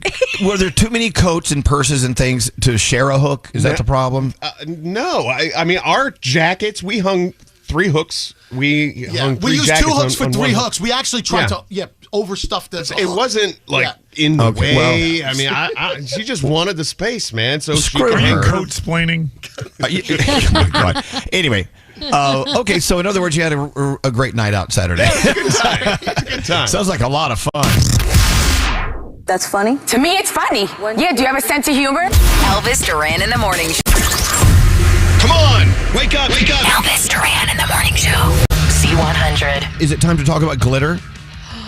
Okay. Okay, you're going to freak out. Everyone ready to freak out? I sent you that article about glitter. Okay, listen. We've moved on to glitter. I got my protein drink. I need for you to be a part of this, Danielle, because you're going to love it. Okay. We all hate glitter when you open a birthday card and it falls all over your pants. This just happened to me. I know. But we all love glitter in other ways. Oh. Glitter is a festive thing. I don't know, what do you call it? A decoration. Party favor. Yeah. Okay. We discovered in this article that I sent Gandhi, there are really only 2 companies in the world that make glitter. Okay. And they're both in New Jersey. One of them has a name. The other one is privately owned by a family that lives close to me. As a matter of fact, I met one of them one time at MV having dinner. Huh. The family that invented glitter. You're thinking, how do you invent glitter? That's like saying you invented palm trees. How do you? Yeah. They did. Okay. Well, so this article goes on to say, well, glitter, like who's the biggest buyer of glitter in the world? Do you want to take a guess? The U.S. government. Okay, well, don't ruin my bit. Oh, is that really it? Well, we're thinking it could have something to do with a highly top secret agency of some sort. What? Really? And what do they do with it? Well, you could have said Hallmark for cards. You could have said Christmas tree like exotic dancers, makeup. Makeup. I was going to say Michael's, the arts and crafts store. Oh. They're not giving answers. Right. They say it's a big, closely held secret, and they don't do interviews. They don't grant tours of the glitter plant. This is all glitter. You think of glitter, you think of fun, frivolity. Yeah, of course. Right? Yeah. Stuff you find in your underwear the next day. Wow. So what did we learn from this article about the secrecy behind glitter? There's so much. And then if you go down the rabbit hole, you're going to be stuck for days, which I know you have been. The 2 companies are GlitterX and Meadowbrook Inventions. And Meadowbrook Inventions is the one that's supposed to be super top secret. Right. People are speculating that it's one of 2 things. Either the marine industry, and they're painting boats with glittery paint all the time, and they don't want you to know because it's getting into the ocean and it's causing all the microplastics and the pollution and killing the fish. So they don't want you to know that. Or more conspiracy, what Nate said, maybe it's the U.S. government or a government from another country, because apparently when you have a weapon of mass destruction, there's supposed to be a signature in that weapon that tells you where it came from. Like bullets. Yeah, like a serial number on a bullet. There's a serial number on bullets. That's how they when can. it comes out of the gun. They can, they can. So, what are they putting? Glitter as our signature? Well, tell them. Well, we don't know. That's what they think. They think that there's glitter in bombs, and that if a bomb is dropped, when this glitter is in it, okay, you know that the U.S. did it. But the reason for the top secrecy is, 1 is the U.S. the one that's using it as the signature, and 2, if you tell people that's our signature, what's to stop another country from using glitter as a quote-unquote fake signature and acting like, oh, that bomb that was dropped was obviously a U.S. bomb when it's from somewhere else. So they're thinking that these are the reasons why you're never going to find out. And there are a lot of people who say, no, at this point, we know it's the marine industry. Okay. The bomb signature thing is more fun. I'll tell you this. If you think of glitter, let's say a palm full of glitter, okay? Yeah. Envision that. Oh, my God, I'm terrified already. It's like sand from a beach. Sand from a beach isn't all a bunch of little tiny things that are alike. They're all different, right? You have different types of glass, different types of this and that, whatever. So if they can come up with a signature, let's say we want the Elvis Duran Morning Show bomb, and which we don't. I would have this company come up with a very unique mixture of different colors, shades, whatever, and it would be ours. So if we dropped a bomb somewhere, like our logo colors, it would have our unique encoding in the glitter in the bombs. Does that make sense? Yeah, okay. Of course. So that's why they're not talking. If that is the answer, we're not saying it is, but it sure seems like it could be. It sure does. Why would it be so secretive if it wasn't doing something bad? It's glitter. Yeah, it's supposed Glitter to be happy. can't be bad. Glitter is the worst. What are you talking about? Oh, I hate glitter. I love looking at it. I hate touching it and dealing with it. I gotta say, some eyeshadow glitter, for special occasions is not bad. Look at Danielle's eyeshadow. It's the bomb. Yeah. Well, whose bomb is it? They wanted you to think for the longest time that it was the makeup industry that was buying up all the glitter and putting it in blush and in eyeshadow and wherever else, maybe some lip glosses. But they said the sheer numbers, there's no way that it could be the makeup industry. Wow. Did you know? Oh, here she goes. Back in the WW2, they used to drop what they call chafe, and it was kind of like glitter from airplanes. Oh, I get that in my shoes if I walk too much. Oh, sick. It goes down my pant leg. Drop it from airplanes. Stop it. And it would block the radar, so then they could fly behind the window. Oh, see that? Maybe they have glitter chafe. You know what I'm saying? I don't know. Glitter chafe. Someone has to. I mean, obviously somebody knows. Well, Call us. I'm telling you, I met them. I met the glitter family. What did they say? What did they have to say about I this? didn't ask them. I'm like, whoa, you invented glitter? Oh, I mean, I didn't. Are you like friendly with them? Or you No, back? just met them. What about confetti? I know I have lots of questions. Oh, that's a whole other industry. Seriously, this is crazy. So there you go. Something to think about and talk about with your friends today, because they're not going to bring it up to you. Because I mean, the glitter people they'll find us and they'll kidnap us and put us away. Yeah, they're very powerful. These glitter people. They bury us with glitter. They'll blow us out of a bomb. A cannon. Exactly. I still have glitter in my lungs from the Kesha cruise. The Kesha cruise. Yeah. How many years ago was that? 5 years ago, I got on an crazy. elevator. Some man had glitter in his pocket and he just blew it in my face. Oh, jeez. You'll never get that glitter out of my lungs ever. All right, we're taking your texts at 55100. Text away. We talked to Rebecca. Hi, Rebecca. Hi, good morning. From the great state of New Jersey, the home of glitter. Anyway, go right ahead. What's going on? All right, so a couple years ago, probably like 10 years ago, my ex and I broke up, and his birthday was a couple weeks later. So I snuck in his house, filled like 300 balloons with glitter. So that way, as he was popping them, they were exploding all over. They filled the house with glitter in it. Oh, wow. It came with its own glitter. It's terrorism. That's awful. It did. It was hilarious. Hilarious for It who? took me hours to fill these balloons, and I think it's the greatest thing I've done in my life. But you'll never get that time back. You'll never get all that glitter up. But you said this was your ex-boyfriend? Yeah, he totally deserved it. Okay. So wait, did you do the glitter bomb thing to him after you found out you were breaking up? Oh yeah, it was a spite thing for sure. Oh, okay. I was like, you know what? I'm bombing your house. You're getting every color glitter, everything. It was amazing. Wow, look I at would that. sue you. I don't know why, but I would sue Okay. That would not make me happy. At least she didn't key his car. Yes. Did you? You're didn't, right. It was some dedication, but it was worth it. All right. There you go, Rebecca. You're giving people ideas, and I don't like that at all. All right, well, Rebecca, I loved it. Thank you for calling. And remember, glitter is much more evil than you'll ever know. Yeah. Thank you. Love you guys. I've been listening to you guys for my entire life, and you guys are amazing. Well, thank you. Tell everyone in Dumont, New Jersey, we said hello, and thanks for listening to us. There you go, Rebecca. Wow. Don't break up with her. Okay, I have something. Yes. What is that? What was that? Oh, dating. Dating. First date horror stories. Gandhi, tell that story because it may hit a nerve with a lot of people. I went out on a date with a guy. We went to a park, and not too long into the date, he started acting a little goofy. So I was like, what is going on with you? And he said, not going to lie, I just ate a bunch of acid, so you got about 20 minutes before it gets weird. I was like, okay, Oh, my God. See you Did you next stay with the him or honesty. did you head out? No, I was like, you know what? I'm going to head home. You should probably enjoy this park by yourself with all your acid. I don't know what I'm going to contribute. Oh, my gosh. Weirdos. This is one of those conversations that always comes back on our show. Yeah. But you read something about a woman and a guy on a date, and his dog fell in the river.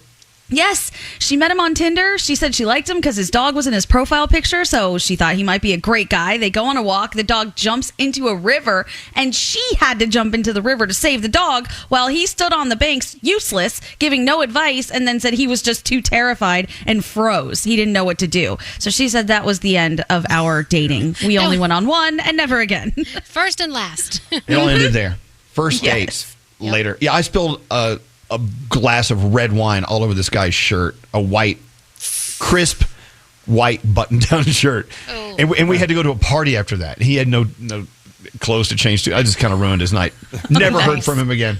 Oh, no. Yeah, no. His loss. Yeah, Froggy. This woman I used to work with in South Florida, she worked at a TV station there. She was on a first date with a guy, and he got up and went to the bathroom, and he was gone for a while. And he came back, and he was like kind of like out of breath and whatnot. And she's like, everything okay? He's like, I got to be honest with you.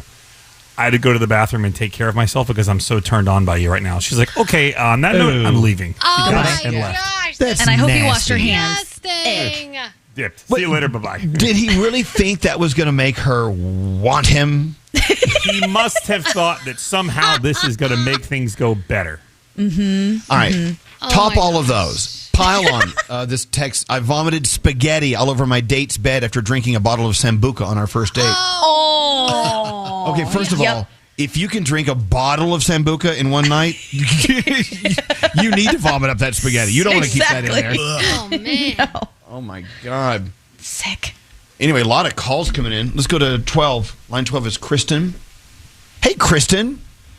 Hi there. May I tell you it's an honor to have you on. Thank God you're listening. We appreciate it very much. Thank you. Likewise. I've missed you guys. Well, you missed us? Where have you been?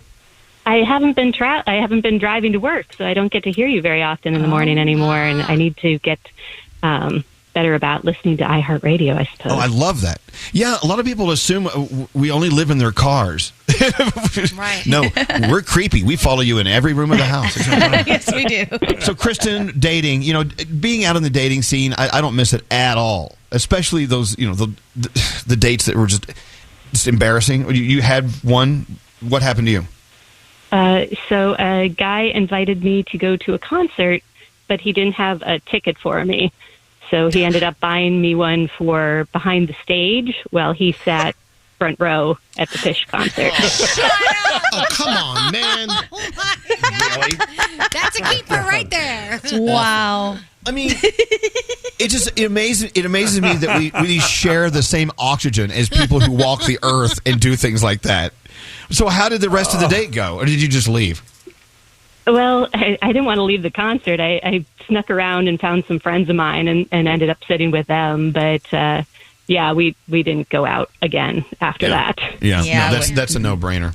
Anyway, sometimes, it takes a while to figure out they're not the one for you. So maybe it's better you find out like the first night. Okay, bye. Right. I can move on. Thank you, Kristen, and have a great day, okay? Thanks for listening to us again. Thanks again. Bye-bye. Bye-bye. Leslie on line 11. Oh, God. You hear more and more of this happening to people. Hey, Leslie, first of all, nice to meet you. Welcome to the show. Hello, lady. Hello, lady. Hello, lady. Oh, I'm so excited. Me too. So what happened on your date? So we went on a date. It was great, whatever, but I didn't see it going any farther than that. And after, like a week or so, like he starts like asking me on Venmo to send him money, and I was like confused. Why do you need money? So he can eat, but he's also at work, so that made it even more confusing why he needed money when he was working. What he's trying to get you to pay him back for a date or something? No, he just wanted me to send him some money so we could goodbye. Get a bite to eat at work. All right. Nope. Wow. Well, I mean, look, I'm all for people who need to eat. I'm on their side. We all love eating. It's great. Yeah. But to go on to Venmo someone who you've been on one date with asking for money? Yeah, and I was like, can't you ask your mother? He goes, I don't want to bother her. Oh, get out of here. But he didn't bad bothering you. Again, aren't you happy you found out early, Leslie, that he just wasn't the one for you? Yes, I did actually send him like $6 once. I was like, here, I'll be generous for the day. Here you go. But then I thought it'd do stopped. Nope, he just kept asking. No. Once you feed that stray animal, they come back every single time. All right, Leslie, thank you for listening. And I'm sure you've moved on and you haven't heard from him of late, right? Yeah, we still talk every now and then, but I just try to avoid the whole money thing. Goodbye. All right, Leslie, thank you. Have a great day, okay? You too, thanks. Line 16, Ron. Hey, Ron. Hey. Thanks for listening very much. So you went out on a date, went back to her house, and what happened? Well, we went and rented a movie, and I went back to her house. I had a personal ad out, and I said I didn't mind kids. I mean, I love kids.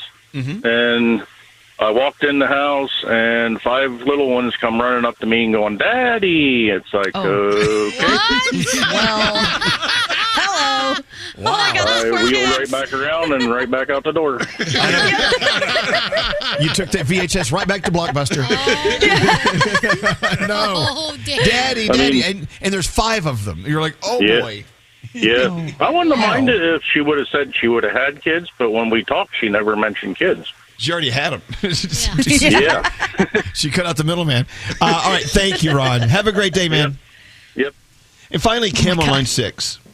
Hey, Kim. Hey. Hey, hello, lady. Welcome to the show. Hello, You in a good mood today? You good? I'm in a great mood today. Good. So excited. Tell us what happened. So I got asked out on a date, and I was so excited. I said yes, and it was around 8 o'clock at night, and I was living in the city at the time, and he said, hey, I got to do something real quick, drop something off. Do you mind coming with me? And I said, no, not at all. So he takes me uptown. He tells me to stand by a light pole. So I stand under a light pole, and he goes and does a drug deal. And I'm standing there for 10 minutes. Oh, my gosh. Wow. So he was dating you while he was at work, basically. Oh, my God. I didn't even know what to do. I was shocked. I was scared. I didn't know what was going on. Well, what happened after that? Well, he came back, and I was like, well, what was that? And he was like, oh, I just had to drop something off. And he literally went to a car, leaned over in a car. They were talking. Then he went into a building, and I just stood there. And he just played it off like it was nothing, and I didn't know what to do. So we went out to dinner, and then I ghosted him before I even knew ghosting existed. Oh, There you go. goodness. I mean, did you try to find out? Did you ask him over dinner, like, hey, so what do you do for a living? No, I was scared. I'm not even lying. I was like, what is going on? It was a bad day. Bad night. Yeah. When someone tells you to stand under the lamp post, I'll be back. And they put their head into a strange car going by. Yeah, there's something going on. At least it was a well-lit area. Yeah, at least I had a light. Consider it. Yeah. There's that. All right, Kim, go have a great day. Thank you for listening to us. Thank you. You too. Bye-bye. Bye. Yeah, Gandhi, what happened to you? I got a Venmo request to pay a guy back for a date because we went out to dinner, and at the end he said, so do you want me to come back up to your apartment? I said, no, I'm good. I'll see you later. And 2 days later, I got a Venmo request because, and I quote, you were a disappointment. Oh, my gosh. Well, you asked yourself, what loser would go on a date and then Venmo the date for their money back? His name's Nate? Matt. He's from South Africa. Matt. Well, there's one right here. Nate? Hey, it works for me. Stop it. My first date with Heather, we go out, we have a drink, we have dinner, and then at the end of the night, she needs to get an Uber home, and her Uber's not working. So I said, I'll get this. I'll get your an Uber home. And she says, I'll pay you back. Well, a week goes by. She hasn't called me or paid me back, so I Venmo requested her. Are you serious? $25.18. You did not. Yes, I did. And she paid it. I'm like, all right. Dude, See? you're That a guy jerk. just wasn't charming, Gandhi. That was his. You know what? Hold on. God. If she told Nate she was going to pay him back and she didn't, then Thank you, Froggy. But if you want to see it again, you let it go. No, you dumbass. no, not letting that one go. Sorry. Let it go. My word is my bond. you set a bad precedent, Nate. You set a good one this time. Thank you very much, Froggy. Well, remember what happened with me with the milk dud? What? I was on a date with some guy, first date, and I said, "Oh, let's split the bill." He's like, "No, it's fine, no worries." Later on, we were at the movies online waiting to go, and he goes, "Hey, you remember that money you owe me for the date? You could buy me some Milk Duds." And I go, "What?" He's like, "Yeah, get me some candy at the candy counter." He sent my ass over to the candy counter to get him some Milk Duds. That was the last time we went out. Like, what a jackass. Milk Duds? Yeah. Who even eats Milk Duds at the movie theater? Who eats Milk Duds anywhere? Is that a thing, Milk Duds? Froggy likes Milk Duds. The only thing well, I ever do, used... but Elvis found one in his underwear. Oh, well, I did. It was right next to the Barbie shoe. Oh my God! No, but the only thing we used to use Milk Duds for, we'd put it on your front tooth, and you'd go up to people and smile and start talking to them. There'd be like a big turd on your tooth. That's what Milk Duds are for. You don't eat them. I tell you what, though, folks, that's bloody nice. Oh, yeah. Best time of the day. Ooh. Elvis Duran in the morning show.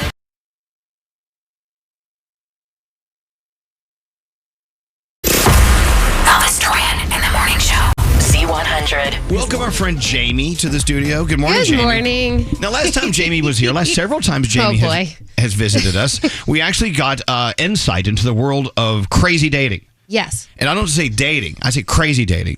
Because you walk in with story after story after story of guys who are just like from a museum of freaks. Yeah. Actually, my nickname in radio 10 years ago was FM, Freak Magnet. Okay. Yeah, because I attract... I don't even know how it happens. Well, we wanted to check up with you and do a follow-up and see how you're doing. Have you landed on someone you like, so to speak? I haven't, but I may have taken a turn to desperate because I have signed myself up for a farming dating app. A what? Like to find a farmer. Is that what is it called? It's literally like farmersonly.com or something like that. You're not a farmer. And you don't live anywhere near farmers. No, I don't know. I'm going to be found out. I mean, I have pink glitter shoes on right now, which is not farm wear, but I figured I got to try and expand my horizons here. Now, hold on for a second. You know what? You need to stand out on the farmers only dating site. And I think you wearing pink glitter shoes, I think that would be very desirable for a farmer. Would that... They don't want cowboy boots? No, they want something different. They might want a city girl. Maybe. Yeah. No, then it would be city girls only. Well, I was getting scared because as I was filling out the questions, I wrote some of them down. So it's like type of relationship, looking to put down roots. Your body type, shredded like lettuce. Like they're all farm references. Yes. And then I had hit like on a couple of people. They're very scruffy looking, but some were kind of cute. So they have these pre-made messages you can send. So some of them are wishing you a happy harvest. Right. Oh my. Would you like to go for a horseback ride sometime? I mean, I'm not in my lane. That's dirty. I'm not in my lane. No, hold on. Okay, first of all, let me be very clear with you, Jamie. Okay. We have a lot of farmers that listen to our show, all the way from New Jersey, all the way out to the Midwest. I feel like the closest one I found was North Carolina. That's not going to help you. That's not going to help. I don't know. Maybe I'll have to go there. Okay, we're on in Iowa. We're on in Wisconsin. Well, that would help me out then. Okay.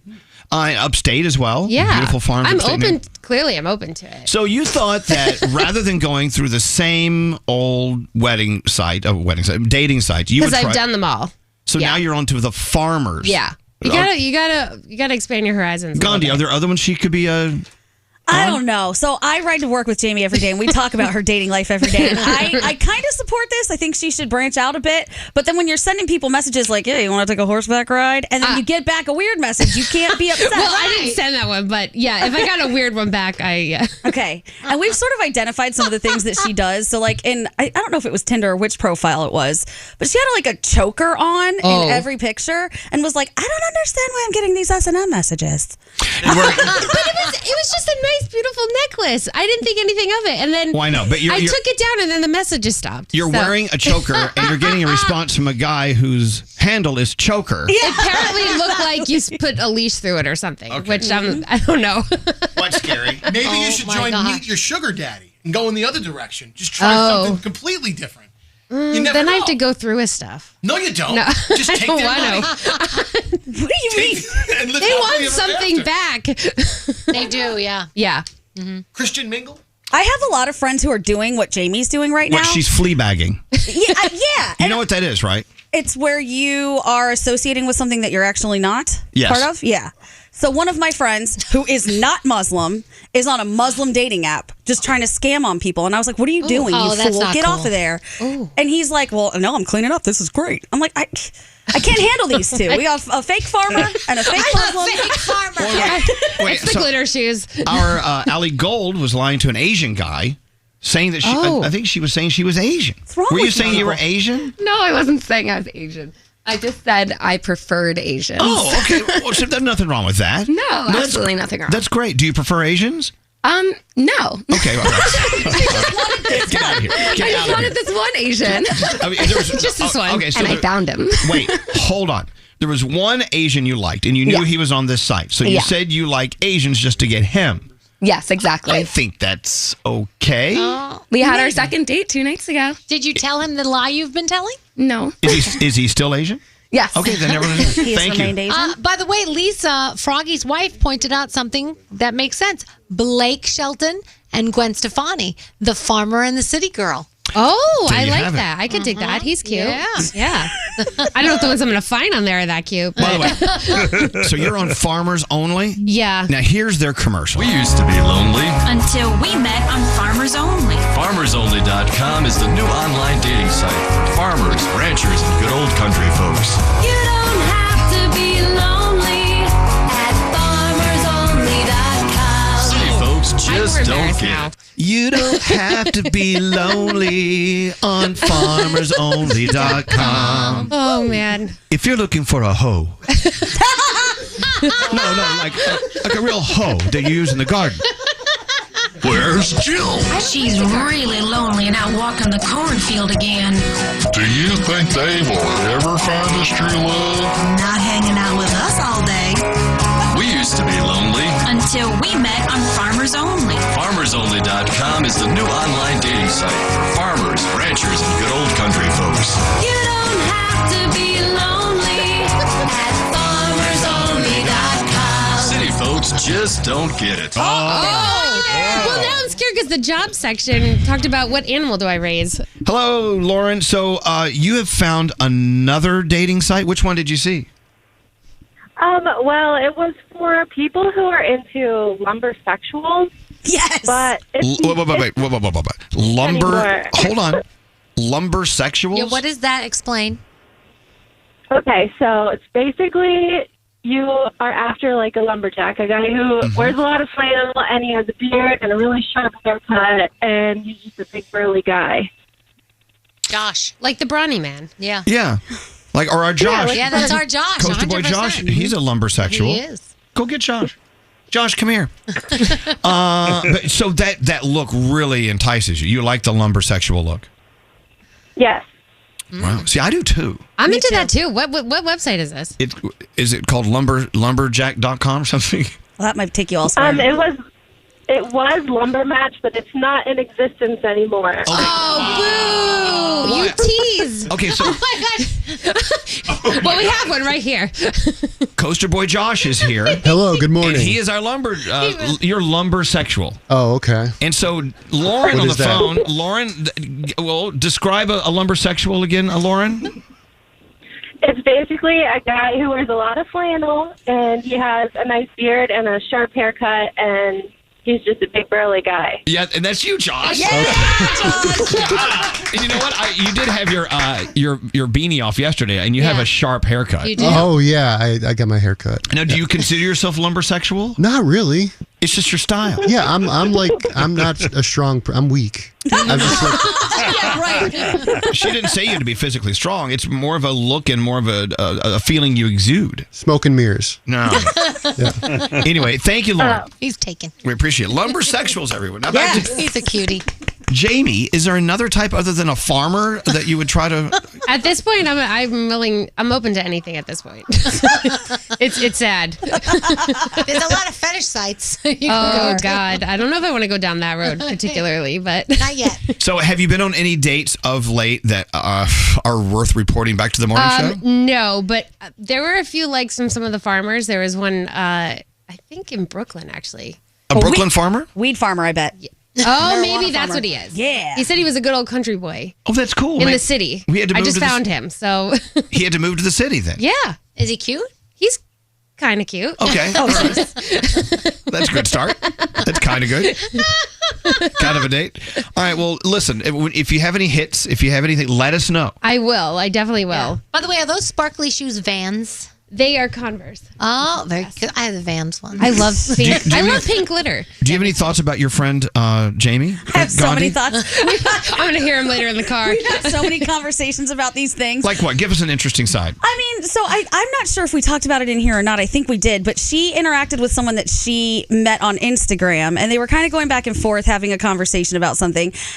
And then it turned into a situation where they both yelled at each other and then blocked each other. Oh, yeah. Without ever meeting, without ever having any type of real interaction, just based on the messages. And I was like, I'm going to be honest, Jamie, I think you're taking this stuff a little too seriously and reading into things more than you should. So I think she needs to work on that part. And then it'll be... Yeah, I blocked too quickly. Here's a suggestion for you, Jamie. Hi, Brandon. Say good morning to our Jamie. What's going on? Good morning, Jamie. How you doing? Hi, Brandon. How are you? I'm fantastic as usual. What Thanks is for your thought? asking. What is your suggestion for Jamie? Well, I've never been there personally, but I know that StarTrekDating.com exists, and you should check it out. Oh, no. Wait. Yeah, StarTrekDating.com. Ready to take a trip to Uranus? They probably were Spock ears or something weird. Are you a Klingon? Stage 5 Klingon. I'm sorry, what's that, Brandon? I said compliment their cosplaying, and you're in. There you go. Oh, God. She does like cosplay. She goes to Comic-Con every year. Do you live in Mom and Dad's attic? Good luck. Let me run. I love your show, guys. Love talking to you. Oh, Brandon, thank you so much. Thank you very much. Oh, boy. I like that. Star Wars dating. Yeah, I'm going to stick with the farmers for now. Okay. I'm going to just see where this goes, Let's keep it simple. where this Let's keep takes it- me. It's Jamie, everyone. Thank you. Garrett just found gluten-free singles. Oh, really? Garrett. Garrett, you're married. These are Well, sad. not for me. I'm looking for Jamie. I mean, she's trying anything. Gluten-free. I don't care. I'll try it. All right.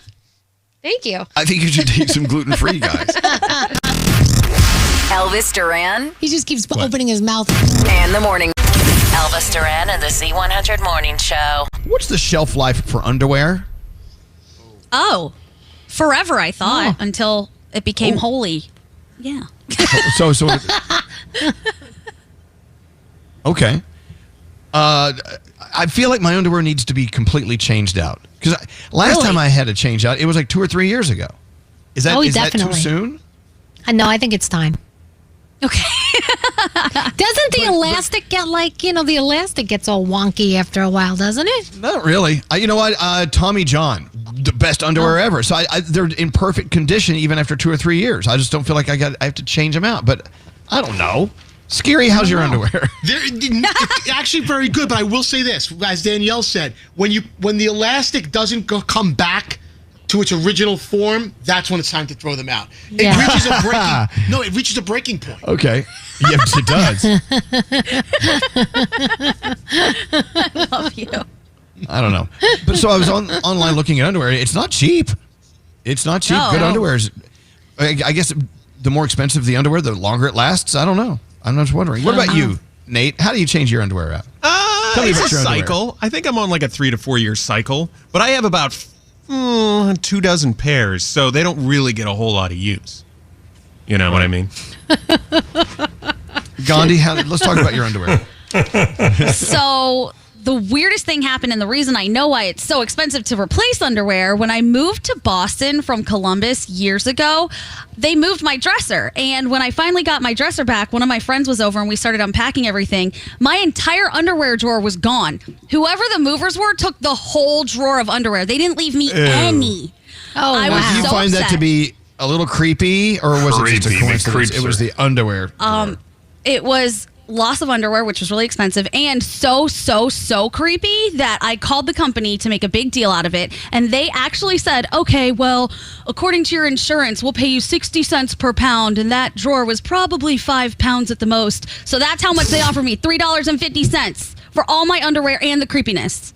Oh, wow. How much is creepiness per pound, I wonder? Like let me $1 tell you, million. that was like 500 pounds of creepiness. 60 cents a pound? Write me a check. I'm so mad. Anyway, okay. Nate? Yeah.